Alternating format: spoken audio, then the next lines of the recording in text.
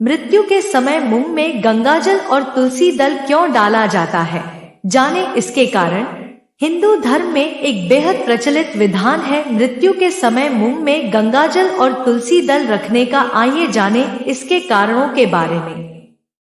ऐसा माना जाता है कि मृत्यु एक शाश्वत सत्य है, अर्थात जो इस दुनिया में आया है उसे एक न एक दिन शरीर को त्याग कर जाना ही पड़ेगा।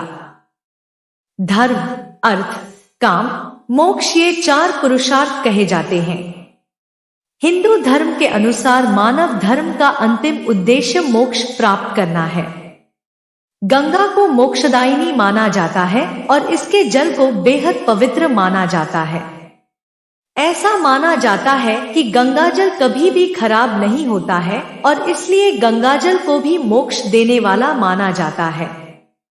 इसी प्रकार तुलसी की पत्तियों को भी बहुत पवित्र माना जाता है। आप में से कई लोगों के मन में कई ये ख्याल जरूर आया होगा कि आखिर मृत्यु के समय मुंह में गंगाजल और तुलसी दल क्यों रखा जाता है।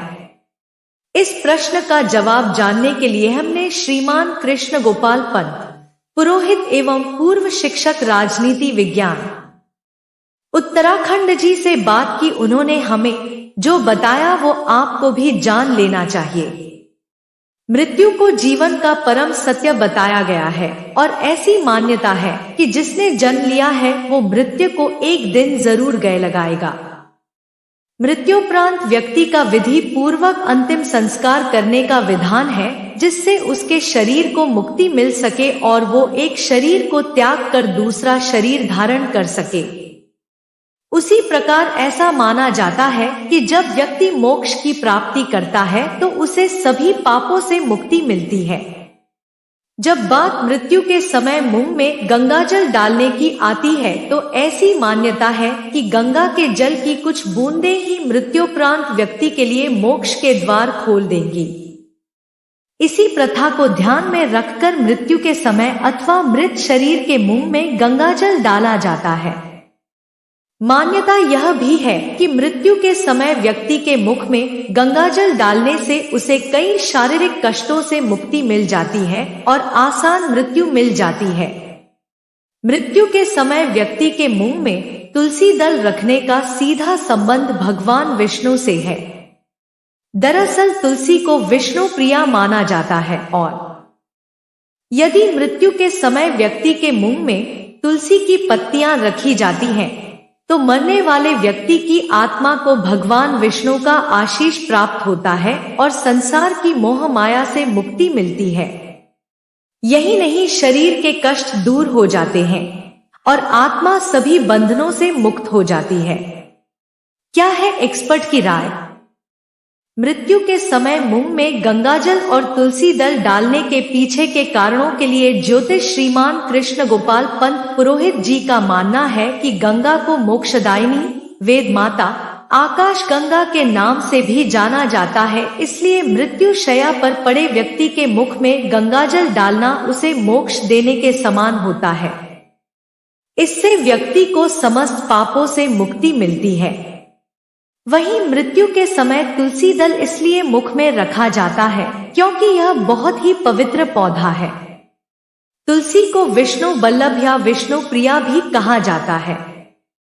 ऐसा माना जाता है कि तुलसी के नाम से ही यमलोक में जो कष्ट देने वाले राक्षस हैं वो शांत हो जाते हैं और यम मार्ग आसान हो जाता है और मोक्ष मिलता है।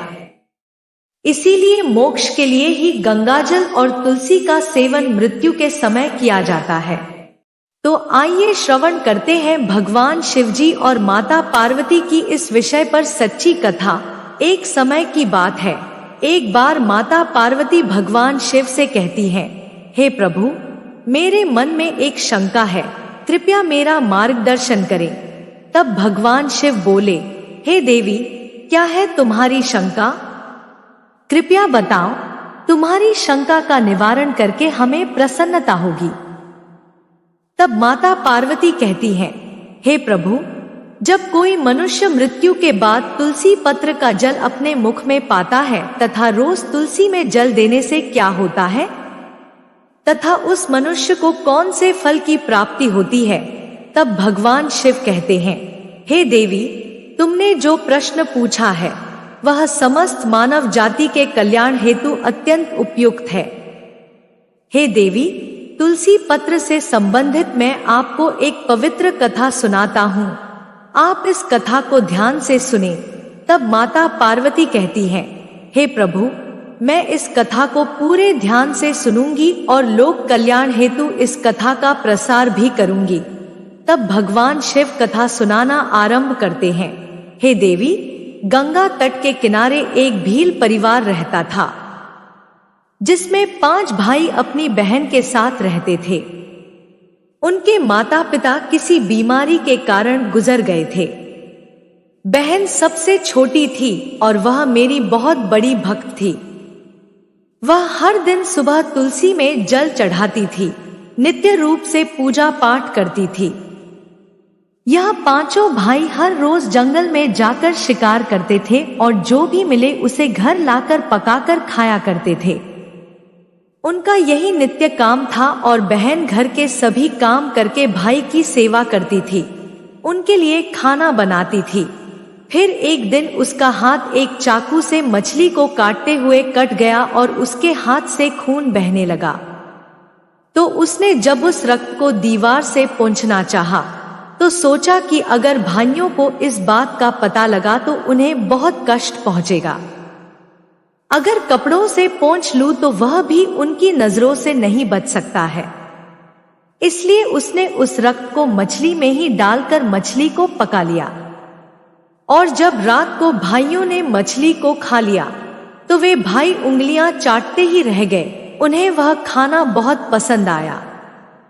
फिर सबसे बड़े भाई ने बहन से पूछा कि आज खाने में क्या मिलाया है जो इतना स्वादिष्ट बना था, तो उसने कुछ भी नहीं बताया। फिर अगले दिन खाने का स्वाद पुराने जैसा ही था, इसलिए बड़े भाई ने बहन को कसम दिलाई कि उसने खाने में क्या मिलाया था। तब बहन ने अपने हाथ के रक्त के बारे में अपने भाइयों को बता दिया।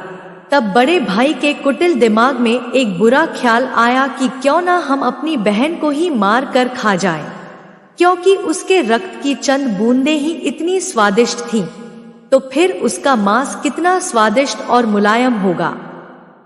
अगले दिन बड़ा भाई अपनी वह कुटिल योजना सारे भाइयों को बताता है और सबसे छोटे भाई को छोड़कर सारे भाई राजी भी हो जाते हैं। तब बड़ा भाई अपनी बहन की हत्या करने की साजिश करता है। दूसरे दिन वे सभी अपनी बहन की शादी कराने हेतु उसे दूसरे गांव चलने के लिए मना लेते हैं। फिर वे सभी अपनी बहन के साथ रास्ते की एक छोटी सी गुफा में ले जाकर उसे बांध देते हैं और उस पर बाणों से वार करना शुरू कर देते हैं। तभी उस स्त्री ने मन ही मन ईश्वर से प्रार्थना करते हुए कहा, हे प्रभु, अब आप ही मेरी रक्षा करें। तब एक चमत्कार हो जाता है। सबसे बड़ा भाई बाण तो चलाता है, लेकिन उसका निशाना चूक जाता है और बार बार प्रयास करने के बाद भी उसका निशाना बार बार चूक जाता है। फिर दूसरे भाई भी एक एक करके बाण चलाते हैं और उन सभी का भी निशाना चूक जाता है। अंत में सबसे छोटे भाई को बाण चलाने को कहते हैं, किंतु वह मना कर देता है। तब सभी भाई उसे ही जान से मारने की धमकी देते हैं।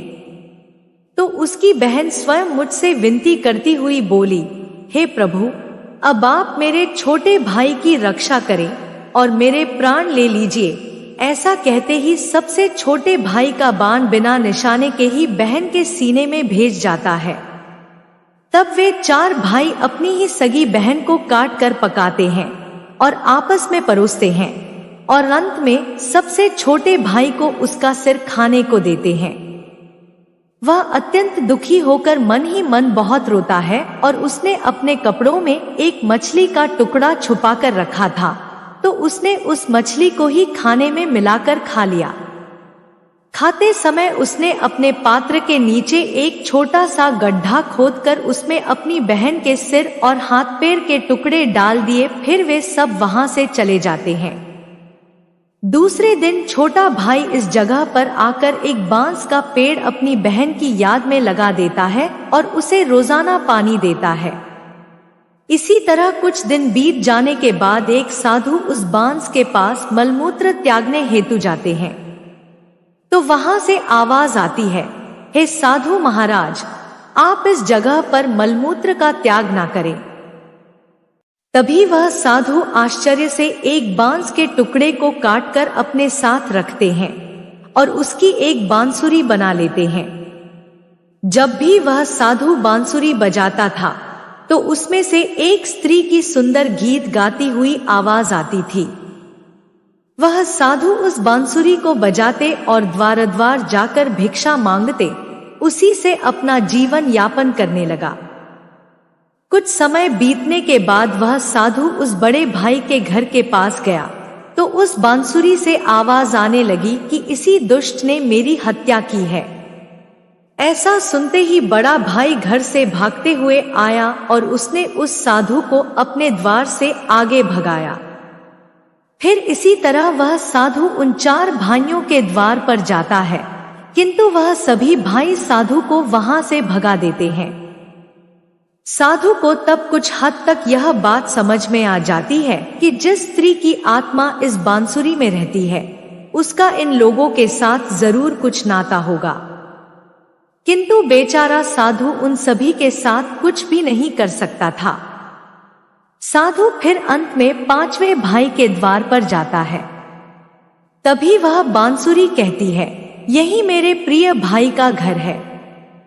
जब घर में बैठे दुखी भाई को अपनी बहन की पुकार सुनाई दी तो वह भागते हुए घर के बाहर आता है, किंतु वह देखता है कि एक साधु बांसुरी लेकर द्वार पर खड़ा है। तो उस साधु ने उसे बताया कि यह आवाज इस बांसुरी से आई है। तब वह भाई उस साधु से विनती करते हुए बांसुरी मांगता है। वह साधु उस बांसुरी को 5वें भाई को देता है और वहां से चला जाता है। फिर वह भाई अपनी बहन की आवाज वाली बांसुरी बजाता है तो वह कहती है, हे भाई, मुझे पता है तुम मुझसे बहुत प्रेम करते हो, किंतु मेरी मुक्ति के लिए तुम हर दिन घर की तुलसी में जल चढ़ाओ तथा भगवान श्री हरि विष्णु का प्रत्येक दिन पूजा पाठ करो। अपनी बहन की बातों को मानकर वह भाई नित्य दिन तुलसी में जल देता और घर में भगवान विष्णु की पूजा पाठ करता था। एक दिन जब वह भाई तुलसी को जल देते हुए मन ही मन भगवान विष्णु के नाम का जप कर रहा था, तब स्वयं भगवान विष्णु उसी तुलसी के पौधे से उस गरीब भाई के घर में प्रकट हुए। फिर वह भाई तुरंत भगवान विष्णु के शरण में आया और सच्चे मन से स्तुति करने लगा। तब भगवान विष्णु ने उस भाई को तुलसी पत्र का जल उस बांसुरी में डालने को कहा और उसने भगवान विष्णु का नाम लेते हुए उस बांसुरी में तुलसी पत्र से जल डाला। भगवान विष्णु के आशीर्वाद से उस स्त्री का पुनर्जन्म हुआ, जिसके बाद वह स्वयं उस बांसुरी से बाहर आ गई। तब उन दोनों भाई बहन को भगवान विष्णु ने तुलसी के संबंध में महत्वपूर्ण ज्ञान दिया। फिर भगवान शिव कहते हैं, हे देवी, वह ज्ञान अब आप भी ध्यान से सुनो। तुलसी को देवी लक्ष्मी का ही रूप माना जाता है। तुलसी में हर रोज जल चढ़ाने से जीवन की सभी परेशानियां दूर होती हैं और सुख शांति आती है और धन का लाभ होता है। तुलसी में जल चढ़ाते समय चंदन का तिलक लगाना शुभ माना जाता है। तुलसी में जल चढ़ाने का सही समय सूर्योदय से लेकर उसके 2 से 3 घंटे बाद तक का ही होता है। तुलसी के पौधे में रविवार को जल नहीं चढ़ाना चाहिए। मंगलवार को तुलसी में जल चढ़ाने से भगवान विष्णु और देवी लक्ष्मी दोनों ही प्रसन्न होते हैं। रोज सुबह स्नान के बाद तुलसी में जल अर्पित करने से जीवन के दुर्भाग्य दूर होते हैं। फिर भगवान शिव कहते हैं, हे देवी, मृत्यु ही जीवन का परम सत्य है। मृत्यु के उपरांत व्यक्ति का विधिपूर्वक अंतिम संस्कार करने का विधान है, जिससे उसके शरीर को मुक्ति मिल सके और वह एक शरीर को त्याग कर दूसरा शरीर धारण कर सके। इस प्रकार से जब व्यक्ति मोक्ष की प्राप्ति करता है तो उसे सभी पापों से मुक्ति मिलती है। मृत्यु के समय मुंह में गंगाजल डालना चाहिए। जिसका कारण है कि गंगाजल कभी खराब नहीं होता है और गंगाजल की कुछ बूंदें ही मृत्यु उपरांत व्यक्ति के लिए मोक्ष के द्वार खोल देती हैं। मृत्यु के समय व्यक्ति के मुख में गंगाजल डालने से उसे कई शारीरिक कष्टों से मुक्ति मिल जाती है और आसान मृत्यु मिल जाती है। यदि मृत्यु के समय व्यक्ति के मुंह में तुलसी की पत्तियां रखी जाती हैं, तो मरने वाले व्यक्ति की आत्मा को भगवान विष्णु का आशीष प्राप्त होता है और संसार की मोहमाया से मुक्ति मिलती है। वहीं शरीर के सारे कष्ट दूर हो जाते हैं और आत्मा सभी बंधनों से भी मुक्त हो जाती है।